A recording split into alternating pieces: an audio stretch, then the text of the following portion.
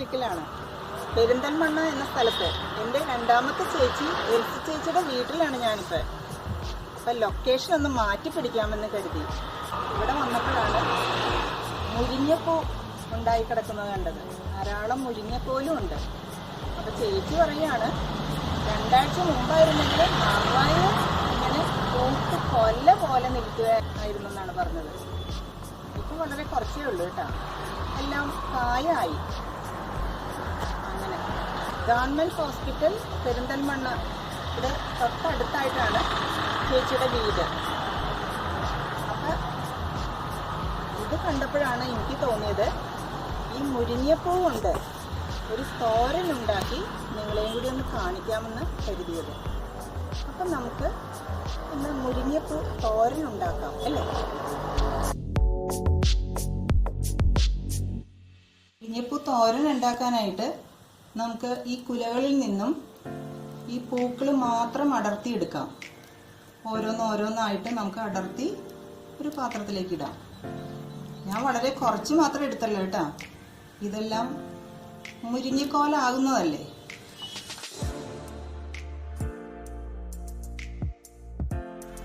കഴുകി വൃത്തിയാക്കിയ മുരിങ്ങപ്പൂവാണിത്. ഏകദേശം 1 കപ്പുണ്ട്. വളരെ കുറച്ച് മാത്രമേ ഞാൻ എടുത്തുള്ളൂ. ഞാൻ സ്റ്റൗ ഓൺ ചെയ്ത് പാൻ വെച്ചിട്ടുണ്ട്. അതിലേക്ക് ഞാൻ 1 ടേബിൾ സ്പൂൺ എണ്ണ ഒഴിച്ചിട്ടുണ്ട്. എണ്ണ നന്നായി ചൂടായിട്ടുണ്ട്. അതിലേക്ക് 1/2 ടീസ്പൂൺ കടുക് ഞാൻ ചേർക്കുകയാണ്. ഇതിലേക്ക് കറിവേപ്പില, വറ്റൽമുളക് എന്നിവ ഇടാം.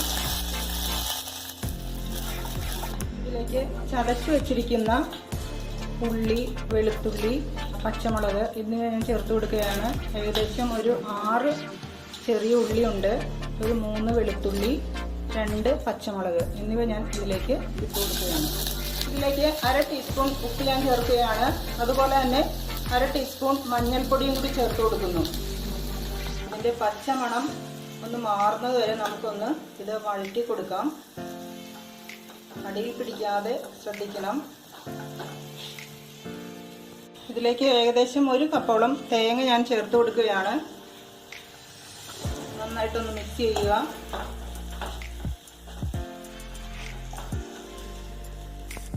ഇനി നമുക്ക് കഴുകി വൃത്തിയാക്കി വെച്ച മുരിങ്ങപ്പൂ നമുക്ക് ഇതിലേക്ക് ഇട്ട് കൊടുക്കാം. അരിയൊന്നും വേണ്ട, ഡയറക്റ്റ് ഇതിലേക്ക് ഇട്ട് കൊടുക്കാവുന്നതാണ്. നന്നായിട്ട് എല്ലാം കൂടി ഒന്ന് കൂട്ടിച്ചേർത്ത് ഇളക്കി കൊടുക്കാം. ഞാൻ നന്നായിട്ട് ഇളക്കിയിട്ടുണ്ട്. ഇനി ഇതൊന്ന് മൂടി വെച്ച് നമുക്കൊരു 2 മിനിറ്റ് നേരം വേവിക്കാം. നമുക്ക് ഇതിലേക്ക് 2-3 തുള്ളി വെള്ളം ഒന്ന് തളിച്ചു കൊടുക്കാം. എന്നിട്ട് നന്നായിട്ടൊന്ന് ഇളക്കി വീണ്ടും ഒന്ന് മൂടി വയ്ക്കുക.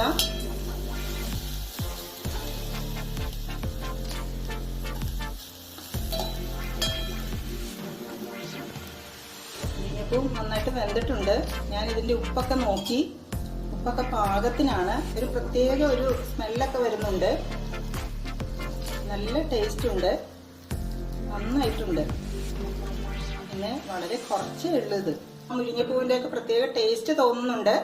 അപ്പം നിങ്ങളും ഇതേപോലെ മുരിങ്ങപ്പൂവൊക്കെ കിട്ടുവാണെങ്കിൽ ഇതേപോലെ ഉണ്ടാക്കി നോക്കുക. Thank you for watching. Keep on watching Austern vlogs by Leelamma George.